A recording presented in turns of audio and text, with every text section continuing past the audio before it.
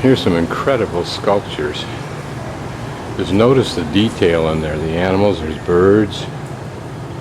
Looks like hawks with a serpent in its talons. An icon seen all over the world. I chuckle because it is seen all over the world. And here, elephant down at the bottom. And maybe a tiger there we see, or something like that. An alligator or crocodile down at the bottom, and turtles. Now, if the wealthy in Jackson ever saw this stuff, they'd jump out of their skins figuring out how to sell enough stock to get it shipped over to the United States. Stick in that hallway.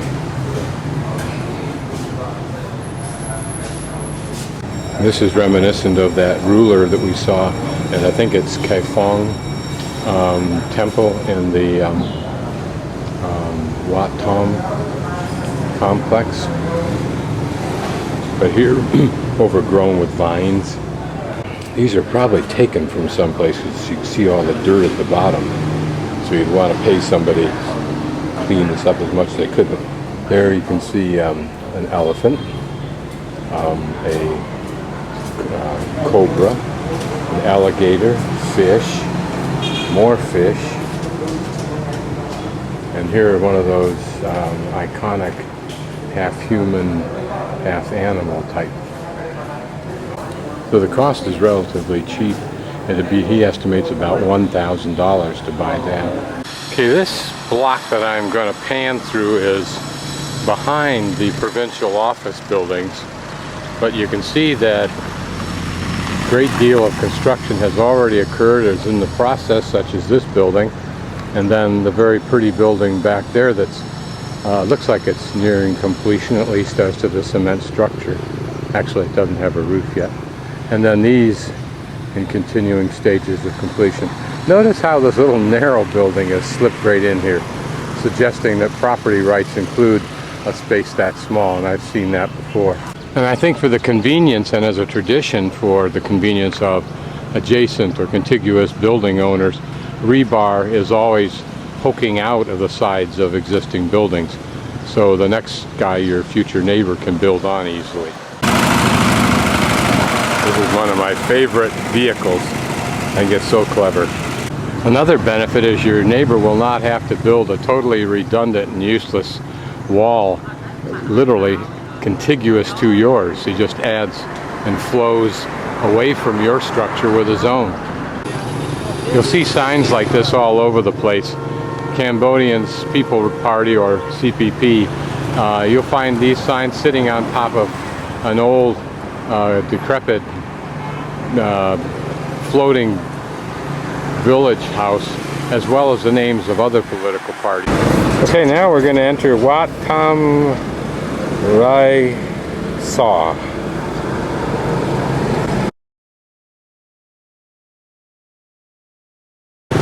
A totally unimpressive entryway, but a very pretty wall with what look like Buddhas.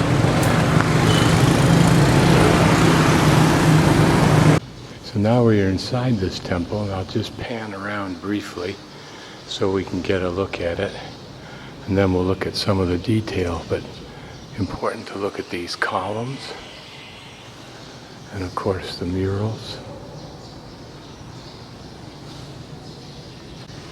Now notice here that the Buddha is inside the chedai, if you will, that oftentimes in the Thai temples sits off to the side with nothing in it that we can see, although it may be a requiem. And I don't know what these gold leaf things are, but they may be offerings. And this is totally a floral detail. I don't see anything else on it.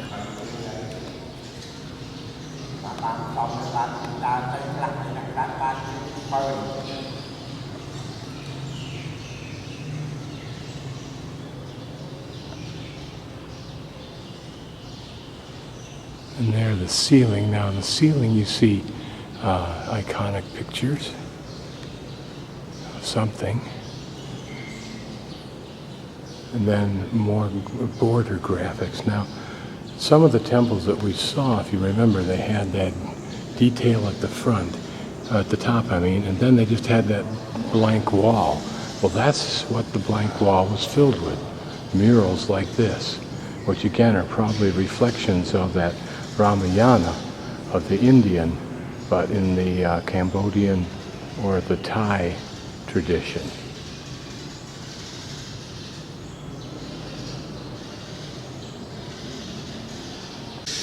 What a tranquil scene this attempts to be, with the egrets, the white rabbits. I don't think that's a Buddha, but it looks like it. And here, perhaps a test of strength, I don't know, or a display of it. Certainly a king and queen, although I don't know if that's a Buddha. Here, an interesting family scene, although it's only women. And these banners, or whatever you'd call them, we've seen before. Here, this long one, and then smaller ones here. And here a naga in which people can put candles as well as the incense that they would put there. And now outside the main entrance, and this would be gorgeous when it gets redone. Hopefully it someday will. Again, the border. Whether this white was originally painted or not, I don't think so, since on these others that we've seen, it wasn't. So I'm just going to pan down through here. We'll focus a little bit on this, and then I'll go back up and look at the detail. Certainly an icon of war, or at least of a specific battle, perhaps.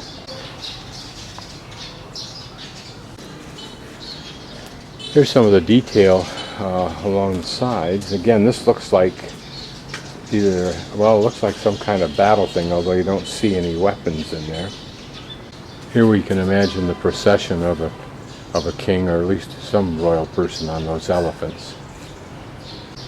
Again, all of this would have had something to do with those great epics.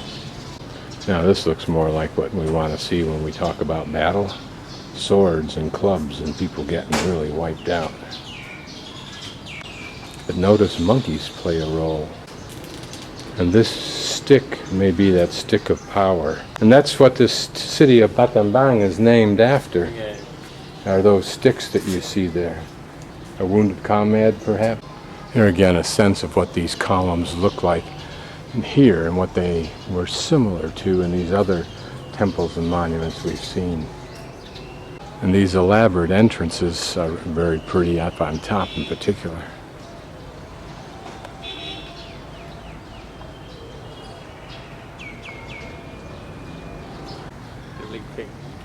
Entrance there. And notice down here these two stones.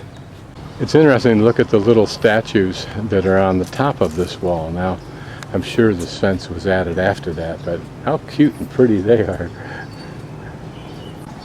And you can see that these are Chinese figures. A very elaborate, it seems, roof line design.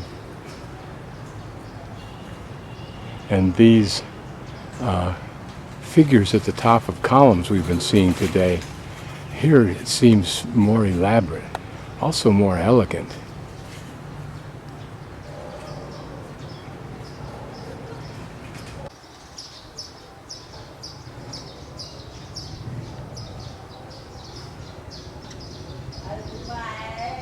I'm just guessing from looking at this sign here and the way it's structured that this may be the burial plot of a family, and that there may be a way of putting their ashes inside of this. And that's what these chedai and these temples are for. No doubt very important families, but just notice that there's an entrance place right down at the bottom there. And this form of burial plot, if you will, that we saw, particularly as I went up to Mayseum, up in where I went into Myanmar, that the Chinese used. But notice also there's my access door there. So if we use that line of reasoning, the fact that some of these are cared for and some are not may indicate that the family either is still alive and well and in this area or not. Now at this end of the temple are arrayed many of those characters that we've seen at the other temple, number 1, but also in the Ramayana and other murals. Notice the Naga mounted on the chariot itself to ward off any devils, etc., that might fall from the sky and try and hurt the Buddha or the king or whomever that is. Now in Thailand, you had white elephants, the occasional albino, that automatically, by law, by tradition, became the property of the king. This may reflect that tradition and that elephant. This, of course, portraying the supplicants to the king or whoever that is up there, or Buddha. Looks, I don't know what it is. I'm thinking a king. But it's also symbolic of that gulf between the king and his followers. In other words, you can't really touch the king from where you are.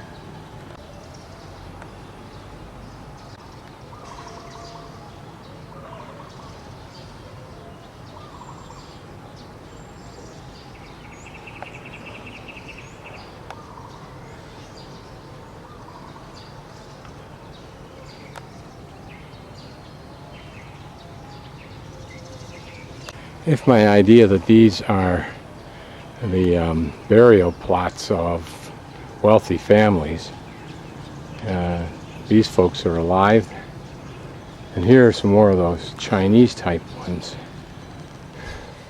although often that long portion would be embedded in a hillside.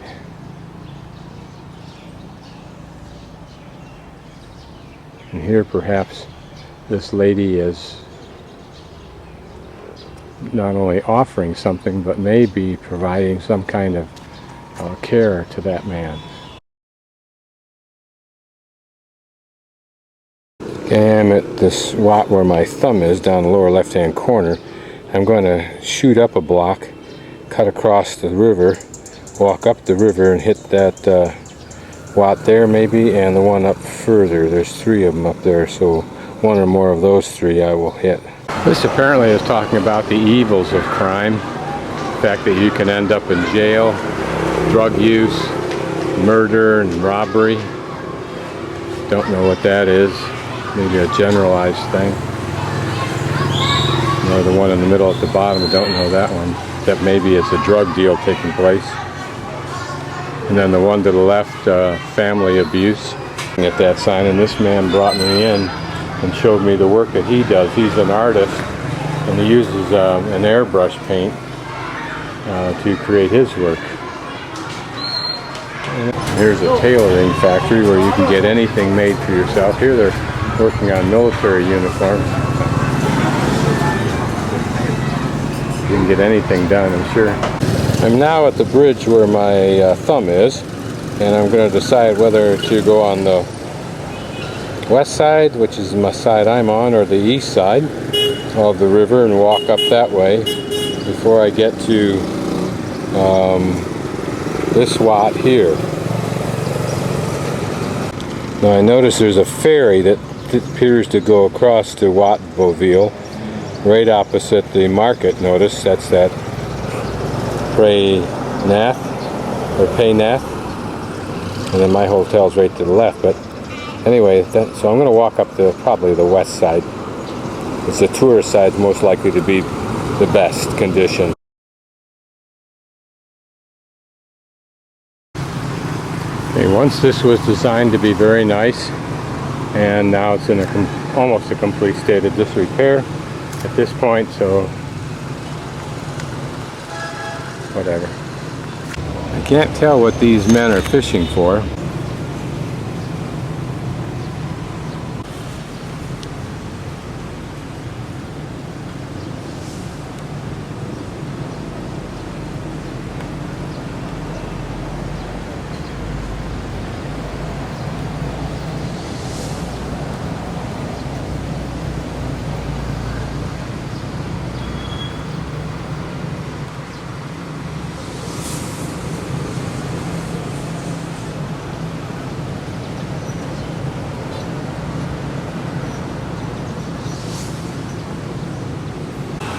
I was speaking with a Chinese girl yesterday, well educated in Europe, England, extremely well dressed for the trip we were going on.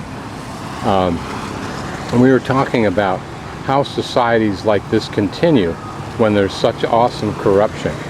And we came to the conclusion tentatively that the first thing to create is the balance between the peacefulness of the religion and therefore of the people versus the intolerableness of what the government provides or doesn't provide. Thus it's government's job, and by government I mean the wealthy corrupt, to provide just enough to keep that balance in place, but not enough to sacrifice any of the money they want for themselves. And usually the monies that they will spend, like the money that took to create this project, will be done self-servingly to drive tourism here from Siem Reap. And they probably own hotels and so forth, so they will make money from that. But then once they've got their ball rolling, to hell with either the project or anything else. And it will take some new dynamic, some new powerful family, whatever. My belief is that it will never happen because the politicians normally, by that I mean the corrupt wealthy, are smart enough to keep that balance, to know where it is and to keep it. And furthermore, once that balance and their strategy has elevated them to a level where they're in control and have wealth, they will gain even more and more wealth. Standard. Rich get richer, poor get the same. But here, poor can't get much poor. And then you have an imbalance and you do have revolution. Here you can see some kind of civic project in the works. Nothing being done on it, but it's something. And as long as the wealthy have the lifestyle they need from the government, it's only important then for them to give the appearance with projects like this that are half in operation, developing slowly, to prove their credibility, quote unquote on the word credibility, to the masses, and thereby pacify them. Now the town is supposed to be rich in French colonial architectural style, whatever that is, but this may be it. Certainly a beautifully maintained building. And then these buildings alongside, now these are Chinese shop houses, but still they evidence a certain prettiness to them and a similarity in those colonnades and arches, if you will. Let's take a closer look at that. Plus the detail above those. Since they're carving back this bank, it may be that they're planning on putting in a nice walkway along here or something. But we do have to admit their problem, that when those monsoon rains come, this river will be a torrent and has the capacity to rip out almost everything they build if they're not very careful. Apparently, what they put over on that side has worked. They're a broken down cement mixer. Notice how big and heavy and sturdy these are. The Wat I want to go to is Wat Boville. It's on the right side of the river, and I'm standing right to the right of Pagoda, and my hotel is to the left of that. And there looks like there's a ferry